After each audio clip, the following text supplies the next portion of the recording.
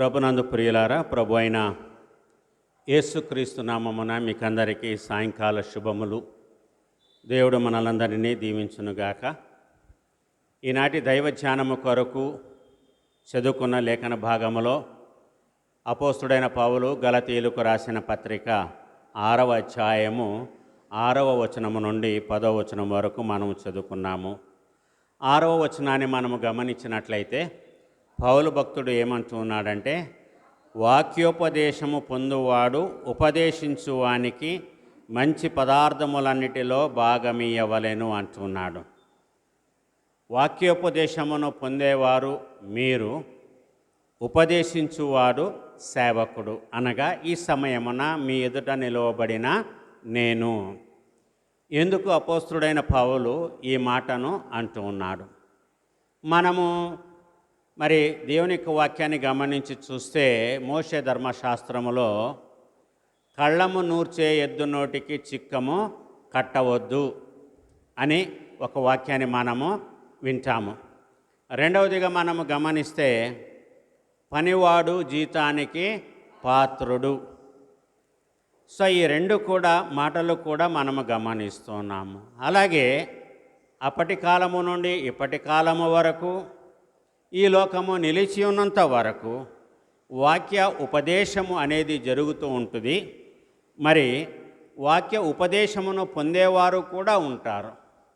వాక్యము ఉపదేశమును కోరుకొనని వారికి వాక్యోపదేశకులు ఉండరు.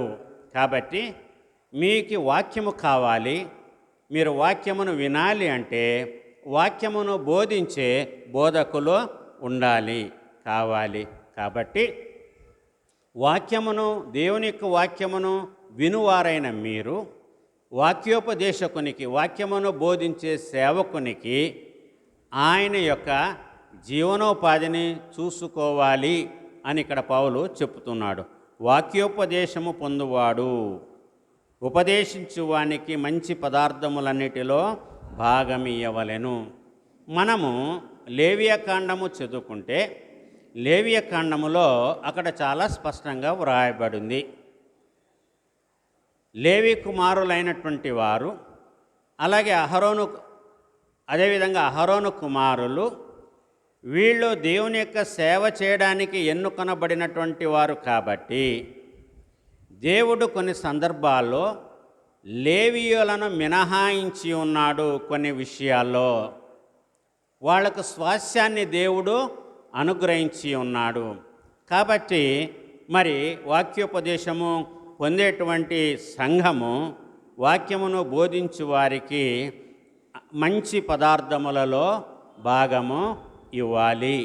అంటే వారిని గౌరవించాలి, అలాగే వారి పోషణ కూడా చూసుకోవాలి అని ఇక్కడ పౌలు చెప్తున్నాడు. చూడండి, మత్తయి రాసిన సువార్త 10వ అధ్యాయము 10వ వచనాన్ని చదువుకుందాం. ఇక్కడ వ్రాయబడినటువంటి వాక్యము ఏంటో మనం గమనిద్దాం. పనివాడు తన ఆహారమునకు పాత్రుడు కాడా, మీరు చాలంతవరకే. పనివాడు తన ఆహారమునకు పాత్రుడు కాడా. చెప్పండి, ఎవరైనా పని ఎందుకు చేస్తారు? జీవనోపాధి కొరకే కదా, బ్రతకడానికే కదా. అలాగే వాక్యాన్ని బోధించేటువంటి సేవకులు కూడా వారు ఆ సేవను ఎందుకు ఎన్నుకుంటారు? దేవుడు పిలువగా అన్ని విడిచి, ఆనాడు యేసు ప్రభువారి మాటలను విని, తమ వలలను విడిచి, తమ పడవలను విడిచి కొంతమంది బెస్తవారు యేసు ప్రభువారిని వెంబడించారు. రెండవది, సుంకపు గుత్తాదారులు కూడా యేసు ప్రభువారిని వెంబడించారు. కానీ లూకా సువార్త 22వ అధ్యాయము చూసినప్పుడు యేసు ప్రభువారు శిష్యులకు ఆజ్ఞాపించాడు. యేసు ప్రభువారిని అనుసరించినంత కాలము శిష్యులకు ఏ విషయములోనూ కొదువ ఏదీ కూడా కాలేదు. కానీ యేసు ప్రభువారు వెళుతూ తన తర్వాత తనను వెంబడించిన శిష్యులు ఏ విధముగా తన పరిచర్యను ముందుకు కొనసాగించాలో ఆ విషయాన్ని లూకా సువార్తలో మనము చక్కగా గమనిస్తాము. ఏ విధముగా శిష్యులను ఎవరు చేర్చుకుంటారో ఆ ఇంట్లో వారు ఆ ఇంటి నుంచి ఆ ఊరి నుంచి బయటికి వెళ్ళే వరకు ఆ ఇంటిలోనే వారు ఆతిథ్యము పొందాలి అని యేసు ప్రభువారు చెప్పారు, చేర్చుకోవాలి అని చెప్పారు. ఈ విషయాన్ని మనం గమనిస్తే రాజుల 2వ గ్రంథము 4వ అధ్యాయములో మనము ఘనురాలైన షునేమీయురాలిని మనము చూస్తాము. అక్కడ ఆ ఘనురాలైన షునేమీయురాలు మరి ఎలీషా ప్రవక్త వాళ్ళ ఊరికి తరచుగా వచ్చి వెళుతూ ఉంటే ఆమె గమనించి తన భర్తతో మాట్లాడి భర్త యొక్క పర్మిషన్ తీసుకొని ఆయన ఆ ఊరికి వచ్చినప్పుడు ఎల్లా వారి ఇంట్లో సేద తీర్చుకోవడం కోసము, ఆశ్రయము పొందడం కోసము వారి ఇంటి పైన మేడ మీద ఒక గదిని వేసి ఆయనకు ఒక మంచాన్ని, ఒక బల్లను, ఆ బల్ల మీద దీపస్తంభమును ఏర్పాటు చేసినట్లుగా ప్రభునందు ప్రియులారా మనము ఆ రాజుల 2వ గ్రంథము 4వ అధ్యాయములో మనము చూస్తాం. ఈ విధముగా మరి అకుల ప్రిస్కిల్లాలు కూడా మరి రోమీయులకు రాసిన పత్రిక చివరి అధ్యాయములో 16వ అధ్యాయములో చూస్తే కొంతమందికి అపోస్తుడైన పౌలు బాధ్యత కలిగి వాళ్లకు మరి థ్యాంక్స్ చెప్పాడు, కృతజ్ఞతలు తెలియజేశాడు. ఎందుకంటే వాళ్ళ పరిచర్యలో, పౌలు యొక్క పరిచర్యలో అనేక మంది స్త్రీలు వారికి ఉపచారము చేశారు. అలాగే అపోస్తులు అనబడినటువంటి యేసు ప్రభు వారికి శిష్యులకు కూడా వారు ఏ ఏ ప్రదేశానికి వెళ్ళారో అక్కడ వారిని చేర్చుకొని వారికి ఆతిథ్యం ఇచ్చి వారి అవసరాలను తీర్చినట్లుగా మనము సువార్తల్లోనూ పౌలు రాసిన పత్రికలో ప్రత్యేకంగా మీరు అపోస్తుల కార్యముల గ్రంథము చదివితే అక్కడ మనకు స్పష్టంగా తెలుస్తుంది. కనుక ప్రభునందు ప్రియులారా ఇక్కడ పౌలు చెప్పుతున్న మాటలు ఏంటంటే వాక్యోపదేశము పొందువాడు ఉపదేశించు వారికి మంచి పదార్థములలో భాగమీయవలెను అని ఇక్కడ చెబుతూ ఉన్నాడు. రెండవదిగా మనము చూస్తే పౌలు రోమీయులకు రాసిన పత్రిక 15వ అధ్యాయము 27వ వచనాన్ని చదువుకుందాం. పౌలు రోమీయులకు రాసిన పత్రిక 15:27. అవును, వారు ఇష్టపడి దాన్ని చేసిరి, వారు వీరికి రుణస్థులు. ఎట్లనగా అన్యజనులు వీరి ఆత్మ సంబంధమైన విషయములలో పాలివారై ఉన్నారు గనక శరీర సంబంధమైన విషయములలో వీరికి సహాయము చేయ బద్ధులై ఉన్నారు. సో బోధకులైన వారు, సేవకులైన వారు మిమ్మలను ఆత్మీయముగా బలపరిచే ఆత్మీయ తల్లి తండ్రి, వారు మీ యొక్క ఆత్మీయులు. మీ యొక్క ఆత్మను పరిరక్షించడానికి కోసము దేవుని యొక్క వాక్యములో నుండి మీకు బోధిస్తూ మిమ్మలను బలపరిచేటువంటి వారు బోధకులు, సేవకులు. కాబట్టి ఇక్కడ పౌలు ఈ రోమపత్రిక 15వ అధ్యాయం 27వ వచనములో చెప్పే ఈ మాటను బట్టి వారు ఇష్టపడి చేశారు, బలవంతంగా చేయాల, వారు ఇష్టపడి చేశారు. కాబట్టి ఏమంటున్నారంటే వారు వీరికి రుణస్థులై ఉన్నారు. ఎవరికి? బోధకులకు, సేవకులకు వాళ్ళు రుణస్థులు.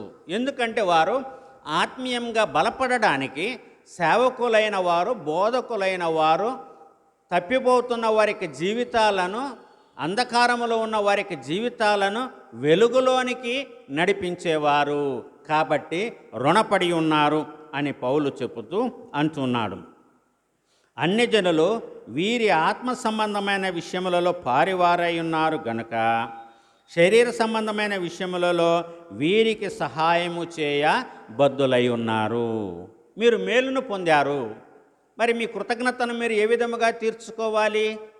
ఎవరి ద్వారా మీరు మేలు పొందారో వారి పట్ల కృతజ్ఞత కలిగి వారి యొక్క అక్కరలను మీరు తీర్చవలసినటువంటి వారై ఉన్నారు. సంఘము తీర్చవలసినటువంటి వారై ఉన్నారు. దీనిని మనము గమనిస్తాం. పౌలు కొరింథీయులకు రాసిన మొదటి పత్రిక 9వ అధ్యాయము 11వ వచనాన్ని చదువుకుందాం. మీ కొరకు ఆత్మ సంబంధమైనవి మేము విత్తి ఉండగా మీ వలన శరీర సంబంధమైన ఫలమును కోసుకొనుట గొప్ప కార్యమా? మీరు శరీర సంబంధమైనవే మాకు ఇస్తున్నారు ఫలాలను. ఒక పూట భోజనము పెట్టినా, ధాన్యము ఇచ్చినా, పలహారాలు ఇచ్చినా, ఆతిథ్యము ఇచ్చినా ఇవి శారీరక సంబంధమైనవే.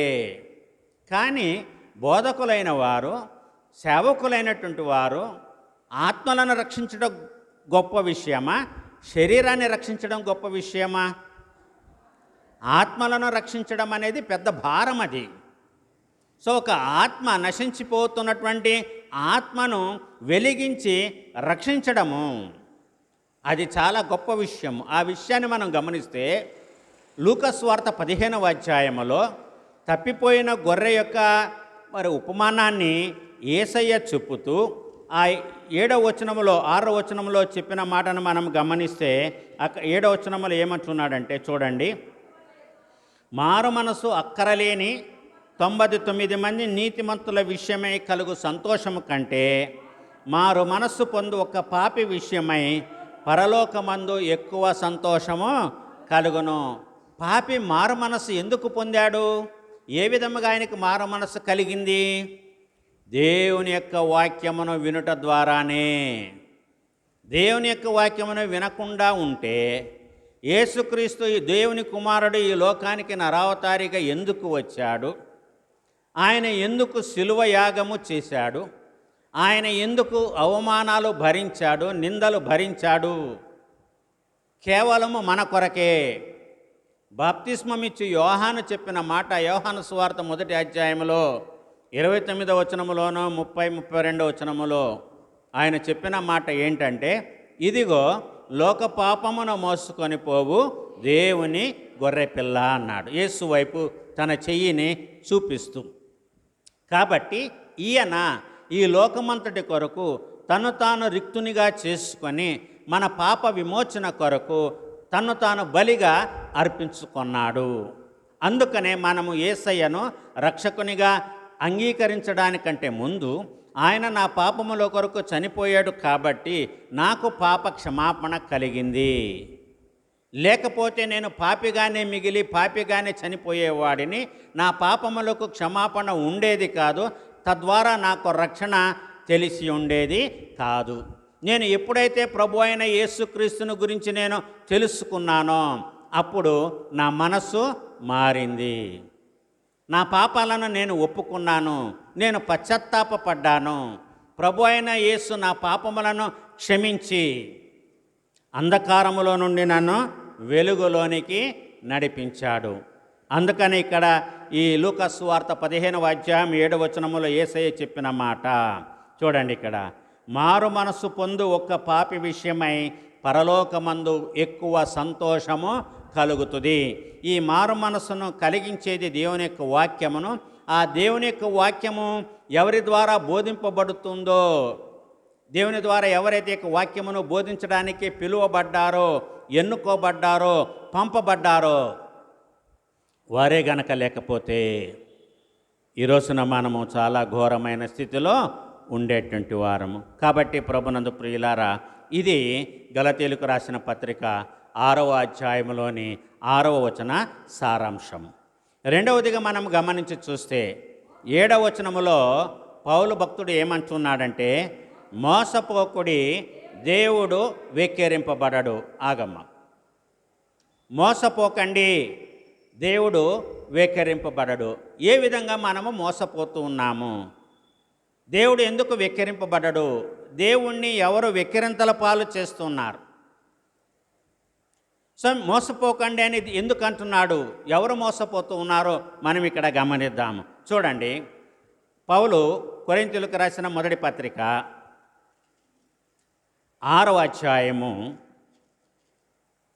9వ వచనాన్ని చదువుకుంటే ఇక్కడ ఈ విధముగా వ్రాయబడి ఉంది, అన్యాయస్తులు దేవుని రాజ్యమునకు వారసులు కానేరరని మీకు తెలియదా? మోసపోకుడి, జారులైనను విగ్రహారాధికులైనను వ్యభిచారులైనను, ఆడంగితనము గలవారైనను, పురుష సంయోగులైనను, దొంగలైనను, లోబులైనను, త్రాగుబోతులైనను, దోచుకొని వారైనను దేవుని రాజ్యమునకు వారసులు కానేరరు. ఈ యొక్క అలవాట్లు ఉన్నవారు ఎవరు కూడా దేవుని యొక్క రాజ్యానికి వారసులు కారు. వీళ్ళు ఎప్పుడు దేవుని యొక్క రాజ్యానికి వారసులు అవుతారు? ఎప్పుడైతే మారు మనసు పొందుతారో, ఎప్పుడైతే వారి పాపముల విషయమే వాళ్ళలో పశ్చాత్తాపము కలుగుతుందో, దేవుని సన్నిధానములో పాపాలను ఒప్పుకొని విడిచిపెడతారో, అప్పుడు దేవుడు వారి పాపములను క్షమిస్తాడు. వాళ్ళు అప్పుడు దేవుని యొక్క రాజ్యానికి వారసులు అవుతారు. అంతవరకు వారసులు వీళ్ళెవరు కూడా, ఈ స్థితిలో ఉన్న వాళ్ళెవరు కూడా దేవుని యొక్క రాజ్యానికి వారసులు కాలేరు.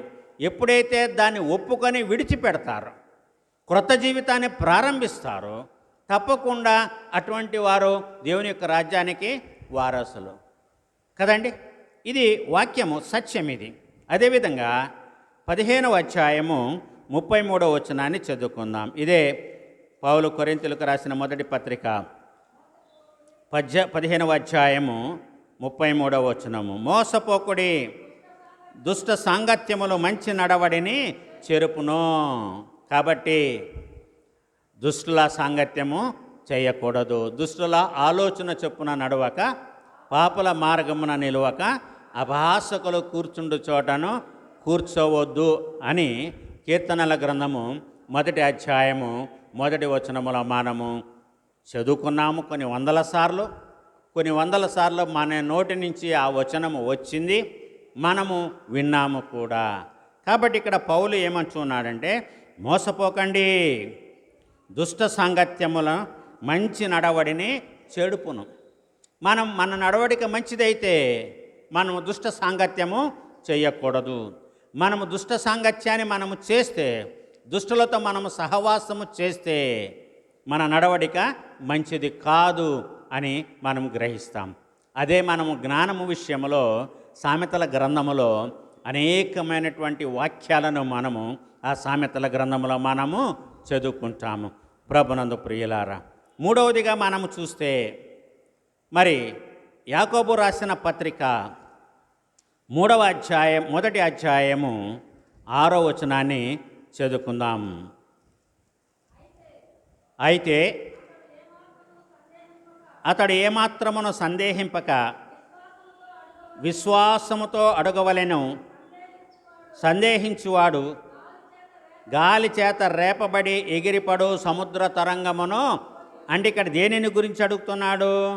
జ్ఞానం. ఎవరికైనా జ్ఞానము కొదువుగా ఉంటే వాడు దేవునిని అడగాలి. దేవుడు ఎవరిని కాదనక అడిగిన వారందరికీ కూడా జ్ఞానాన్ని ధారాళంగా దయచేస్తాడు. ఈ జ్ఞానం ఎక్కడి నుంచి వస్తుంది? సామెతల గ్రంథంలో మనం చూస్తాం. యెహోవా యందు భయభక్తులు కలిగి ఉండుట జ్ఞానమునకు మూలము, వివేచనకు ఆధారము. కాబట్టి ఎప్పుడైతే మనము దేవుని యందు భయభక్తులు కలిగి ఉంటామో అది మనకు జ్ఞానాన్ని ఇస్తుంది. గిబియోను అనేటువంటి ఉన్నతమైన ప్రదేశములో సొలొమోను మహారాజు దహన బలులను నర్పించి ఆ రాత్రి వేళ నిద్రిస్తూ ఉన్నప్పుడు దేవుడైన యెహోవా ఆయనకు స్వప్నములో కనబడి మాట్లాడినప్పుడు, నీకు ఏది ఇస్తే నువ్వు సంతోషిస్తావో దాన్ని కోరుకో, నేను ఇస్తానని రాజైన సొలొమోనుని దేవుడైన యెహోవా అడిగినప్పుడు సొలొమోను మహారాజు ఏమడిగాడు మనం గమనించాలి. నేను బాలుడను, ఈ ప్రజలు నీవారు, ఈ రాజ్యము నీది, వీరి యొక్క మంచి చెడులను గురించి ఆలోచించే వివేచనను నాకు దయచేయమన్నాడు. దేవుడు మెచ్చుకున్నాడు. దేవుడు అన్నాడు, నీవు ఐశ్వర్యాన్ని కోరలేదు, ఘనతని కోరుకోలేదు, దీర్ఘాయుష్ని కోరుకోలేదు, నీ శత్రువుల ప్రాణాన్ని నీవు కోరుకోలేదు, కానీ నీవు కోరుకున్నదేంటి? వివేకమును కలిగినటువంటి మనస్సును నీవు కోరుకున్నావు. కాబట్టి నీవు అడిగింది నీకు ఇస్తాను, నీవు అడగకపోయినా వీటినన్నిటినీ కూడా నేను నీకు ఇస్తాను. అందుకని ఆయన జ్ఞాని అయ్యాడు. ప్రభునందు ప్రియులారా, మనం ఏది అడుగుతామో మనకు తెలియదు. 10 వస్తువులు పెట్టి మన ఎదుట ఏదైనా ఒకటి మంచిది కోరుకోమని ఎవరైనా చెప్పితే ఆ 10 వస్తువులు మంచివే, ఆ 10 వస్తువులు మంచివే, ఆ 10 వస్తువుల యొక్క విలువ ఒక్కటే. మనం ఏమనుకుంటామంటే 10 వస్తువులు నాకు ఇస్తే బాగుండు కదా, ఈయనేంటి ఒక్కటే కోరుకోమన్నాడు, ఇటు అటు ఇటు అటు చూస్తాం.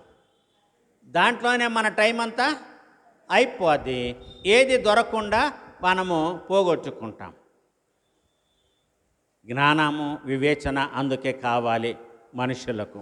కాబట్టి ప్రభునందు ప్రియులారా, ఇక్కడ పౌలు అంటున్నాడు, మోసపోకుడి, దేవుడు వెక్కిరింపబడడు. జాగ్రత్తగా ఉండాలి.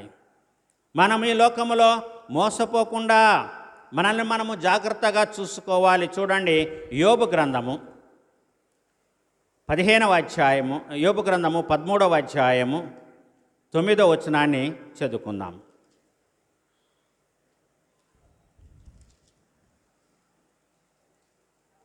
యోబు గ్రంథము 13వ అధ్యాయము 9వ వచనం చదవండి అమ్మా.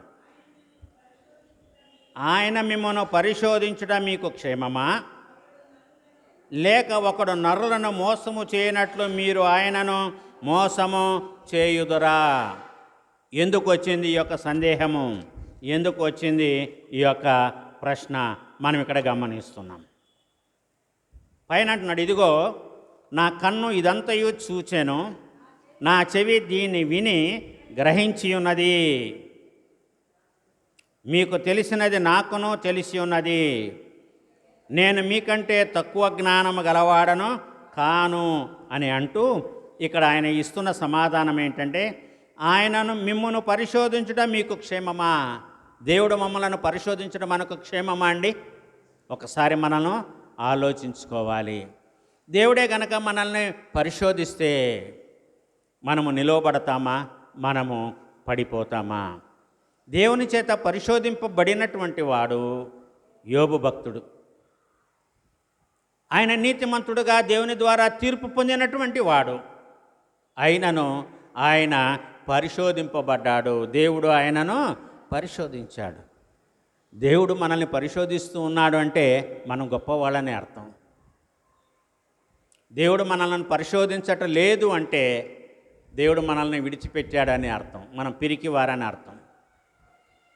దేవుడు మనల్ని పరిశోధిస్తున్నాడంటే మన భక్తి, ఆయన పట్ల మనకున్నటువంటి విశ్వాసము, మనలో ఉన్నటువంటి స్థిరత్వాన్ని దేవుడు చూసి నేను వీళ్ళని పరిశోధించి నేను తెలుసుకుంటానన్నాడు. అబ్రహామును దేవుడు పరిశోధించాడు. పరిశోధించి తనకు ఉన్న ఒక్కగానొక్క కుమారుడైన ఇస్సాకును ఎక్కడిమ్మన్నాడు? మోరియా కొండ మీదకు తీసుకెళ్ళి ఆయన ఏ బలి ఇమ్మన్నాడు? దహన బలిగా అర్పించమన్నాడు. ఇది కేవలం ఒక పరిశోధన. ఆ పరిశోధనలో మరి అబ్రహాము గెలిచాడా, ఓడిపోయాడా? ఎవరు వెనక్కి తగ్గారు? దేవుడు వెనక్కి తగ్గాడు. అబ్రహాము వెనక్కి తగ్గల. ఆయనలో బాధ కలిగి ఉండవచ్చు. 100 సంవత్సరాలు ఆయన నాకు దేవుడు కుమారుడినిచ్చి వాగ్దాన కుమారుడని చెప్పి ఇప్పుడు ఆ ఒక్క కుమారుడిని తనకు దహనబలిగా ఇమ్మంటూ ఉన్నాడు దేవుడు. ప్రభునందు ప్రియులారా, తప్పకుండా ఏడ్చి ఉంటారు, బాధపడి ఉంటారు, దిగులు పడి ఉంటారు. కానీ స్థిరపడ్డాడు, మనసు కుదుట చేసుకున్నాడు, ధైర్యము తెచ్చుకున్నాడు. దేవుడు అడిగాడు, దేవునికి నేను నా కుమారుణ్ణి దేవుడు దహనబలిగా అడుగుతున్నాడంటే నా కుమారుడు ఎంత పవిత్రుడు, ఎంత పరిశుద్ధుడు. ఇప్పుడు ఆ కుమారుడికి ఇస్సాకు పరిశుద్ధత, పవిత్రత ఎక్కడి నుంచి వచ్చింది? అబ్రహాములో నుంచి వచ్చింది, శారాలో నుంచి వచ్చింది. నా సన్నిధిలో నీవు నిందారహితుడుగా జీవించుమన్నాడు యెహోవా దేవుడు అబ్రహాముని. నేను గొప్ప జనాంగంగా నిన్ను ఆశీర్వదిస్తానన్నాడు యెహోవా దేవుడు. కాబట్టి ఏ పరిశుద్ధత ఇస్సాకులో మనము చూస్తామో అది అబ్రహాము శారాల ద్వారా, ఆయన వాగ్దానం ద్వారా పుట్టాడు. కాబట్టి వీళ్ళు అపవిత్రులై ఉంటే ఇస్సాకు కూడా అపవిత్రుడే. దావీదు ఏమంటాడు 51వ సంకీర్తనలో 50లో నా తల్లి నన్ను గర్భములోనే పాపములోనే నన్ను గర్భం ధరించింది. పాపములోనే నా తల్లి నన్ను గర్భమును ధరించింది. మరి ఇస్సాకు విషయంలో సారా ఏ విధంగా కుమారుణ్ణి కంది? వాగ్దానం అది. కాబట్టి దేవుడు ఇస్సాకును దహనబలిగా కోరుకుంటూ ఉన్నాడంటే ఆ ఘనత, ఖ్యాతి ఎవరికి వెళుతుంది? అబ్రహాముకు వెళుతుంది, కన్న శారకు వెళుతుంది. సో దేవుడు తమ కుమారుణ్ణి ఆ విధంగా అడుగుతున్నాడు, కోరుకొని ఉన్నాడు అంటే దేవునికి ఇష్టమైన వాడు, ఆయన పరిశుద్ధుడు, పవిత్రుడు, అతనిలో ఎటువంటి పాపము లేదు. అలాగే అబ్రహాములో పాపము లేదు, అలాగే శారాలో కూడా పాపము లేదు. అదే మాటలు ఇక్కడ మనము ఈ యోబు గ్రంథము 17వ అధ్యాయంలో ప్రభునందు ప్రియులారా మనం చదువుకున్నటువంటి వచనములో చూస్తున్నాం. ఆయన మిమ్మల్ని పరిశోధించుట మీకు క్షేమమా? ఆలోచించండి. ఈ రోజున ఈ ప్రశ్న మనము కూడా వేసుకోవాలి. దేవుడు మనల్ని పరిశోధించడం మనకు క్షేమమా? క్షేమమే. దేవుడు మనల్ని పరిశోధించడం మనకు క్షేమమే. మనం ఏ విధంగా పరీక్షింపబడతాము? అగ్నిలో పుటము వేయబడిన సువర్ణము. అది ఏ విధముగా పరిశుద్ధపరచబడుతుందో ప్రతి క్రైస్తవ విశ్వాసి, యేసుక్రీస్తును నమ్మిన ప్రతి ఒక్కరు కూడా ఆ విధంగా పరీక్షకు లోనవ్వాలి. అప్పుడు మనము స్వేచ్ఛగా ఉంటాము, పవిత్రమైన పరిశుద్ధమైన భక్తి కలిగినటువంటి వారుగా మనం ఉంటాము అనేటువంటి సత్యాన్ని మనం ఇక్కడ గమనిద్దాం. దేవుడు వెక్కిరింపబడడు. ఎందుకని కింద ఏమంటున్నాడు అక్కడ చూస్తే, మనుష్యుడు ఏమి విత్తునో మనము ఏ విత్తనాన్నైతే విత్తుతామో అదే పంటను మనము కోస్తాం. పౌలు కొరింథీయులకు రాసిన 2వ పత్రిక 9వ అధ్యాయము 6వ వచనాన్ని చదువుకుందాం. పౌలు కొరింథీయులకు రాసిన 2వ పత్రిక 9వ అధ్యాయం 6వ వచనం. కొంచెముగా విత్తువాడు కొంచెముగా పంట కోయును, సమృద్ధిగా విత్తువాడు సమృద్ధిగా పంట కోయును అని ఈ విషయమై చెప్పవచ్చును. ఏ విషయమై? మనము దేవునికి ఇచ్చేదాని విషయమును గురించి మాట్లాడుతున్నాడు. రెండవది, కొంచెముగా విత్తేవాడు అని అంటే మనలో భక్తి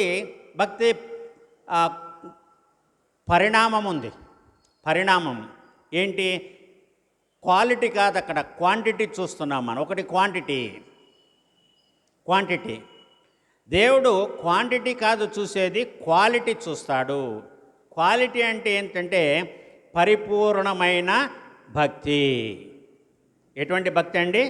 పరిపూర్ణమైనటువంటి భక్తి.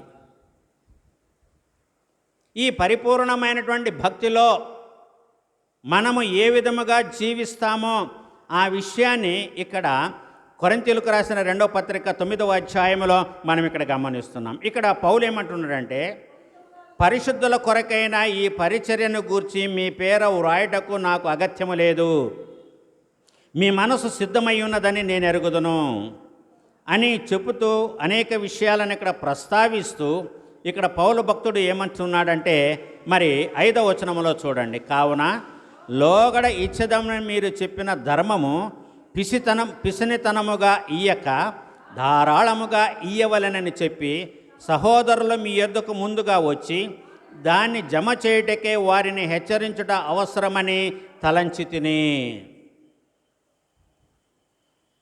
ఇక్కడ ఇయ్యడాన్ని గురించి ఇక్కడ పౌలు మాట్లాడుతున్నాడు. ఏంటి అది? పిసనితనముగా ఇయ్యక ధారాళముగా ఇయ్యవలనని చెప్పి. దేవునికి ఇచ్చేటప్పుడు పిసినితనము పనికిరాదండి. ధారాళముగా దేవునికి ఇవ్వాలి. దశమ భాగములెల్లా దేవునివి, ధారాళముగానియ సమకూడుడి. ప్రభునందు ప్రియులారా, మరి ఆదిమ క్రైస్తవ సంఘములో మొదటి శతాబ్దములో మనము చూస్తే అపోస్తల కార్యముల గ్రంథములో విశ్వాసులు చేసినటువంటి పనిని మనం ఇక్కడ గమనిస్తున్నాం. వాళ్ళకున్నదంతా అమ్మి వాళ్ళ అపోస్తుల యొక్క పాదముల దగ్గర పెట్టారు. అది అందరికీ కూడా సమిష్టిగా ఉన్నది కనుక అందరూ కూడా సమానంగా పంచుకున్నట్లుగా ప్రభునందు ప్రియులారా మనము అపోస్తుల కార్యముల గ్రంథములో మనము చూస్తాం. అననీయ సప్ఫీరాలు వాళ్ళు దేవునికి ఇస్తామని ఒప్పుకొని ఆస్తి అమ్మిన తర్వాత ఆ డబ్బు చూసి వాళ్ళలో దురాశ పుట్టి వాళ్ళు కొంత దాచుకొని దేవుని ఎదుట వాళ్ళు ఏమయ్యారు? దోషులయ్యారు. కాబట్టి ప్రాణాన్ని పోగొట్టుకున్నారు. అప్పటి దాతృత్వము వేరు, ఇప్పటి దాతృత్వము వేరు. అప్పటి సేవ వేరు, ఇప్పటి సేవ వేరు. అప్పటి సేవకి ఇప్పటి సేవకి చాలా వ్యత్యాసం ఉంది, మనం గమనించాలి. ఆ రోజున ఒక 30-40 సంవత్సరాల క్రితం సేవకులు సేవ చేశారు అంటే ఇప్పుడు ఉన్నటువంటి వసతులు ఆ రోజున లేవండి. కొంతమంది పాస్టర్లు, సీనియర్ పాస్టర్లు కొంత చనిపోయారు కానీ ఇప్పుడు లేరు. కానీ వాళ్ళు ఎట్లాగా పరిచర్య ప్రారంభించారు, ఎట్లా చేశారో చెప్పితే బాధ కలుగుతుంది, సంతోషం కూడా వేస్తుంది. ఎందుకంటే అంత నిష్టగా వాళ్ళు సేవ చేశారు. ఆ రోజుల్లో పాస్టర్లు తక్కువ. ఒక పాస్టర్ గారికి 15 ఊర్లు 20 ఊర్లు ఉండేవి. ఏమండి, వాళ్ళు ఒకసారి బయటికి వెళితే వారం వరకు బయటే ఉండేవాళ్ళంట. వారం రోజులు ఒక్కొక్క ఊరు తిరిగి ఇంటికి వచ్చేటప్పటికి వారానికి ఒకసారి ఇంటికి వచ్చేవాళ్ళంట. ఒక పాస్టర్ గారు చెప్పారు నాకు, పల్నాడు ఏరియాలో సమర్పణ మేము మంచి యవ్వనములో ఉన్నప్పుడు మేము చాలా బలంగా పనిచేసాము. ఆ రాళ్ళు మండుటెండ తిరిగాము, ఘనమైన సేవ చేశాము, మంచి యవ్వనస్తులము. అప్పుడు మాకు ఆహారం అనేది లేదు. అప్పుడు ఎంత కానుకలు, ఎంత చాలా తక్కువ, 5 పైసలు, 10 పైసలు, 20 పైసలు, చాలా తక్కువ ఆ రోజున. కానీ ఇప్పుడు వయసు మీరింది, డబ్బు సమృద్ధిగా ఉంది. ఇప్పుడు భుజించాలి అంటే ఆరోగ్యము లేదు. అది వాళ్ళ పరిచర్య, బాధ కలిగిస్తుంది. ఈ రోజునంతా కూడా హైటెక్ పరిచర్య ఈ రోజున కష్టము లేనటువంటి పరిచర్య. మీడియా వచ్చేసింది, టీవీల ముందు కూర్చొని వాక్యమును విని కానుకలు పంపించేటువంటి సిస్టమ్ వచ్చింది. దేవుని ఆలయాలకు వెళ్ళడం కాదు, ఇంట్లోనే కూర్చొని టీవీలోనే ఆన్లైన్లోనే వాక్యమును విని మనము ఆన్లైన్ అకౌంట్లో కానుకలు సమర్పించేటువంటి సంప్రదాయము. ఎందుకు వచ్చారు యేసయ్య దగ్గరికి? మత్తయి సువార్త 5వ అధ్యాయం 6-7 అధ్యాయాల్లో కొండ మీద చేసిన ప్రసంగములో 3 పగళ్ళు 3 రాత్రులు వారు యేసయ్య దగ్గర ఉన్నారు. అది భక్తి. వాళ్ళకి ఆహారం లేకపోతే యేసు ప్రభువారే ఉన్న 5 రొట్టెలను 2 చిన్న చేపలను ఆశీర్వదించి ప్రార్థన చేయగా 5,000 మంది కేవలము పురుషులే తిన్నారు. పిల్లల్ని లెక్క వేయలా, స్త్రీల్ని లెక్క కౌంట్లో వేసుకోలేదు. 12 గంపెళ్ళ నిండా ఆ రొట్టె మిగిలింది. ప్రభునందు ప్రియులరా, ఈనాటి పరిచర్య నా దృష్టిలో అయితే ఇది కష్టతరమైనటువంటి పరిచర్య కాదు, చాలా సులభతరంగా పరిచర్య అయిపోయింది. ప్రభునందు ప్రియులారా, అయితే ఇది ఆ మొదటి శతాబ్దానికి చెందినది. ఇక్కడ అపోస్తుడైనటువంటి పౌలు చెప్పుతున్నటువంటి ఈ యొక్క మాటను మనం గమనించి చూస్తే, మరి మూడవదిగా చూస్తే 8వ వచనములో పౌలు ఏమంటున్నాడంటే చూడండి, శరీరేచ్ఛలను బట్టి విత్తువాడు తన శరీరము నుండి క్షయమను పంట కోయును, ఆత్మను బట్టి విత్తువాడు ఆత్మ నుండి నిత్య జీవమును పంట కోయును. 2 రకాలైనటువంటి పంట ఉంది. శరీరమును బట్టి విత్తడము, ఆత్మను బట్టి విత్తడము. మనము క్రైస్తవ విశ్వాసులుగా మనం విత్తేటువంటి విత్తనము ఇది ఆత్మ సంబంధమైనదా, శారీరక సంబంధమైనదా? దీనికి మనము గమనిస్తే పునరుత్థానాన్ని గురించి మాట్లాడుతూ అపోస్తుడైన పౌలు కొరింథీయులకు రాసిన మొదటి పత్రిక 15వ అధ్యాయంలో చెప్పాడు, శరీర సంబంధముగా మనము మనము విత్తబడి చనిపోయి ఆత్మ సంబంధమైన వారిగా మనము తిరిగి లెగుస్తాము అంటాడు. క్షయమైనది వారిగా ఉండి అక్షయమైనది వారిగా మనము లేపబడతామన్నాడు. ప్రకృతి సంబంధమైనదిగా శరీరముగా విత్తబడి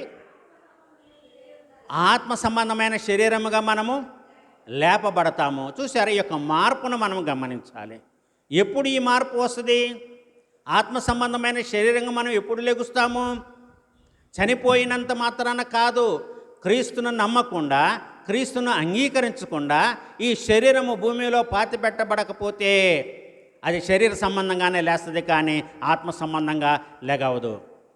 శారీరక సంబంధంగా లేపబడినటువంటి వారు నరకంలోనికి వెళతారు. ఆత్మ సంబంధంగా లేపబడినటువంటి వాడు ఎవరు ఆత్మ సంబంధులుగా లేపబడతారు? పరిశుద్ధులు. యేసయ్య చనిపోయిన వెంటనే కరిగినటువంటి యొక్క తుఫానులో, భూకంపములో కొందరు పరిశుద్ధులు లేచారు, సమాధులు తెరవబడ్డాయి, కొంతమంది పరిశుద్ధులు లేచినట్లుగా మనము మత్తయి సువార్త 27వ అధ్యాయంలో మనము చూస్తాము. ప్రభునందు ప్రియులారా, కాబట్టి ఇక్కడ అంటున్నాడు, తన శరీరేచ్ఛలను బట్టి విత్తువాడు తన శరీరము నుండి క్షయమును పంట కోయును అనేటువంటి సత్యాన్ని ఇక్కడ చెప్తున్నాడు. చూడండి మరి ఒకసారి, ఇదే యోబు గ్రంథము 4వ అధ్యాయము 8వ వచనాన్ని మనం చదువుకుందాం. యోబు గ్రంథము 4వ అధ్యాయము 8వ వచనములో, నేను చూచినంత వరకు అక్రమమును దున్ని కీడును విత్తువారు దానినే కోయుదురు. చాలు. నేను చూచినంత వరకు ఆయన కనుదృష్టి ఎదుట ఆయన జీవితంలో ఏమి చూశాడు? ఇక్కడ యోబు భక్తుడు అక్రమమును దున్ని కీడును విత్తువారు దానినే కోయుదురు. ఎవరైతే అక్రమమును దున్నుతారో, కీడుని విత్తుతారో, చెడును విత్తుతారో వాళ్ళు కోసేది ఆ పంటే. అందుకని ఇక్కడ మరి గలతీ పత్రికలో పౌలు అంటున్నాడు, మోసపోకుడి, దేవుడు వెక్కిరింపబడడు, మనుష్యుడు ఏమి విత్తునో ఆ పంటనే కోస్తాడు. కాబట్టి మనము జాగ్రత్తగా ఉండాలి. సామెతల గ్రంథము 22వ అధ్యాయము 8వ వచనాన్ని మనం చదువుకుందాం.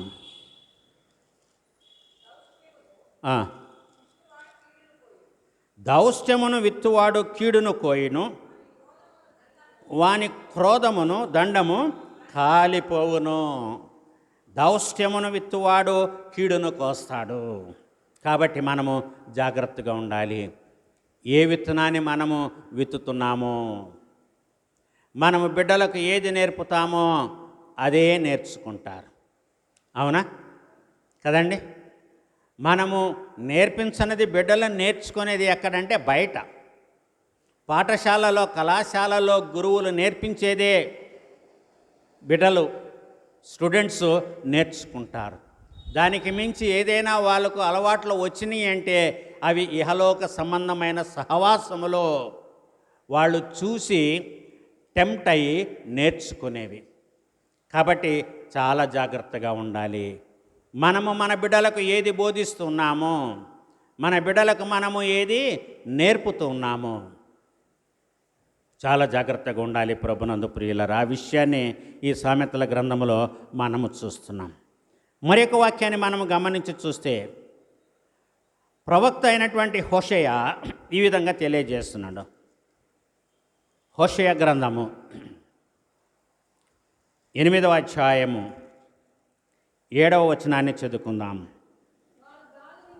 వారు గాలిని విత్తి ఉన్నారు కనుక ప్రళయవాయువు వారికి కోతయగును. విత్తినది పైరు కాదు, మొలక కాదు. పంట ఎత్తినది అది పంటకు వచ్చిన పక్షమున అన్యులు దానిని తినివేతురు. సో మనం ఏది విత్తుతున్నాము?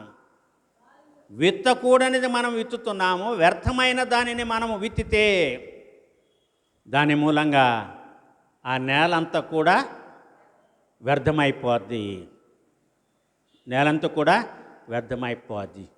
అంజూరపు చెట్టు ఒకటి నాటబడెనో ద్రాక్షవనమందు, పూతే లేదే, పిందే లేదే, పచ్చటి ఆకులతో నిండే. చూడండి, ద్రాక్షవనములో తీసుకువెళ్ళి అంజూరపు చెట్టు నాటబడ్డాడు. నాటారు. ఆ రైతు, ఆ కూలివాడు చాలా ప్రయాసపడి ఎరువు వేశాడు. 3 సంవత్సరాలు చూశాడు, కానీ ఆ అంజూరపు చెట్టు ఫలించలేదు. చూడడానికి ఆకులతో నిండి ఉన్నది. చెప్పాడు, ఎందుకు ఈ స్థలము నాశనం అవ్వాలి, కాబట్టి ఈ చెట్టుని కొట్టివేయండి, నరికివేయండి. అది యేసు ప్రభువారు తనకు తానుగా చెప్పినటువంటి ఒక ఉపమానము. ఆయన పరిచర్య కాలమును బట్టి ఇశ్రాయేలీల మధ్యకు ఆయన మరి వచ్చాడు. ఇశ్రాయేలీలు ఆయనని తన బిడ్డలైనటువంటి వారు, తన సొంత జనాంగమే ఆయనను అంగీకరించలేదు. అందుకని చివరికి ఆయన తన ప్రాణాన్ని కూడా అర్పించినట్లుగా మనం ఇక్కడ గమనిస్తున్నాం. అదే మాట ఇక్కడ మనం గమనిస్తున్నాం. మరి 7వ వచనములో, వారు గాలిని విత్తి ఉన్నారు గనక ప్రళవవాయువును వారి కోతయగును. విత్తినది పైరు కాదు, మొలక కాదు, పంట ఎత్తినది అది పంటకు వచ్చిన పక్షమున అన్యులు దానిని తినివేతురు. మనము పొందలేకపోతున్నాము. చివరిదిగా మనము మరొక దాన్ని మనం గమనిద్దాం. ఇదే హోషేయ గ్రంథములో నుండి 10వ అధ్యాయము 12వ వచనములో ఒక హెచ్చరికను దేవుడైన యెహోవా ప్రవక్త అయిన హోషేయ ద్వారా సెలవిస్తున్నాడు. ఏంటి ఆ మాట అంటే, మనం ఏది విత్తాలి, ఏది విత్తితే మనం ఏది కోస్తామో దానిలో ఉన్నటువంటి ప్రయాస, దానికి తర్వాత ఉన్నటువంటి ప్రతిఫలాన్ని గురించి ఈ 10వ అధ్యాయము 12వ వచనములో చెప్పుతున్నాడు. నీతి ఫలించున్నట్లు మీరు విత్తనము వేసిన ఎడల ప్రేమయను పంట కోస్తారు. చూడండి, నీతికి ప్రేమకు సాంగత్యాన్ని మనం, అనుబంధాన్ని మనం గమనిస్తే, నీతి ఎక్కడ ఉంటుందో అక్కడ ప్రేమ ఉంటుంది. నీతిమంతులు ఖర్జూర వృక్షము వలె మువ్వవేదురు, లెబనోను మీది దేవదారు వృక్షము వలె వారు ఎదుగుదురు, ఫలిస్తారు. మన దేవుడైన యెహోవా యథార్థవంతుడనియు ఆయన యందు ఏ చెడుతనము లేదనియు ప్రసిద్ధి చేయుటకై వారు ముసలితనమందు ఇంకా చిగురు పెట్టుచుందురు, సారము కలిగి పచ్చగా ఉందురు. ఎవరు? నీతిమంతులు. కాబట్టి ఇక్కడ హోషేయ ప్రవక్త ద్వారా దేవుడు ఇస్తున్నటువంటి ఆజ్ఞ ఏంటంటే, నీతి ఫలించినట్లు మీరు విత్తనము వేయండి. నీతి ఫలించాలి. మనము నీతిమంతులమై ఉంటేనే నీతి అనేటువంటి విత్తనాన్ని మనము విత్తగలము. మనము అనీతిమంతులుగా ఉండి నీతి విత్తనాన్ని ఏ విధంగా మనము నాటగలము? కాబట్టి మనము నీతిమంతులుగా ఉండాలి. అందుకనే దేవుడు అన్నాడు అబ్రహాంతో, నీవు నా సన్నిధిలో నీవు నిందారహితుడవై ఉండుము, నేను గొప్ప జనాంగాన్ని నిన్ను ఆశీర్వదిస్తాను. అందుకని ఇక్కడ హోషేయ ప్రవక్త అంటున్నాడు, నీతి ఫలించినట్లు మీరు విత్తనం వేసేడలా ఏమి కోస్తారు? ప్రేమ అనేటువంటి కోతను కోస్తారు. ఈ రోజున ప్రేమ కరువై ఉంది, ప్రేమ కావాలి. తర్వాత ఏమంటున్నాడు? యెహోవాను కోయుదురు, యెహోవాను వెదుటకు ఇదే సమయము. దేవుడైన యెహోవాను వెతకడానికి సమయము ఇదే. ఏంటి అది? నీతి అనేటువంటి విత్తనాన్ని కోస్తే ప్రేమ అనే పంటను కోస్తారు. ఆయన ప్రత్యక్షమై మీ మీద నీతి వర్షము కురిపించినట్లు ఇది వరకెన్నడు దున్నని బీడు భూమిని దున్నండి. బీడు భూమిని దున్నండి.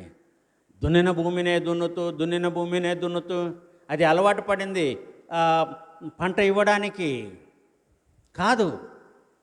సేద్యములోనికి రానటువంటి ప్రదేశాన్ని ఎన్నుకోండి అంటున్నాడు. వాక్యము తెలిసిన వాళ్ళకే చెప్పడము కాదు, వాక్యము తెలియని వారికి వాక్యము వెళ్ళాలి, వాళ్ళ దగ్గరికి వెళ్ళాలి. నేను ఎవరిని పంపుదునో, ఇదిగో ప్రభువా నేనున్నాను, నన్ను పంపమన్నాడు. ఎవరు?